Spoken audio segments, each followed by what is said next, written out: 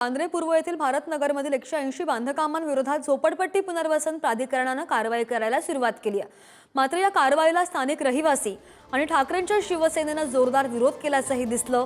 आमदार वरुण सरदेसाई आणि त्यांच्या कार्यकर्त्यांनी तत्काळ कारवाईच्या ठिकाणी धाव घेऊन ही कारवाई रोखून धरलेली होती। झोपू प्राधिकरणाने भारतनगरमधील 180 बांधकामांवर नोटिसा बजावलेल्या होत्या आणि त्यानुसार झोपू प्राधिकरणाने या बांधकामावर हातोडा चालवण्याचा निर्णय घेतला। गुरुवारी ही कारवाई करण्यासाठी अधिकारी कर्मचारी तिथे पोहोचले, मात्र कारवाई सुरुवात होताच स्थानिक रहिवाशांनी त्याला विरोध केल्याचंही दिसलं। हा केवळ पैशाने विकत घेऊ शकतो, हा लोकांना विकत घेऊ शकत नाही। अदानी ग्रुप पाहिजे तेवढा फोर्स आणेल, त्याने काही फरक पडणार नाही।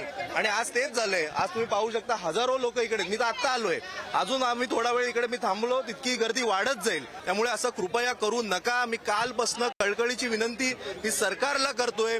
मी अगदी मुख्यमंत्र्यांपासून कालपर्यंत सगळ्या मंत्र्यांना संपर्क करण्याचा प्रयत्न केला। काही लोकांनी आश्वासनं दिली, करतो बघतो सांगण्यात आलं, तरी देखील होत नाहीये। आज एवढे 150-200 पोलीस घेऊन इकडे येतात। तुम्हाला जर इकडचा विकास करायचा आहे तर लोकांना विचारा तरी त्यांना विकास हवाय की नको। विकास करा, पण लोकांना विश्वासात घेऊन करा। एग्रीमेंट झाला नाही आहे, ही कारवाई कायद्यानुसार नाही आहे।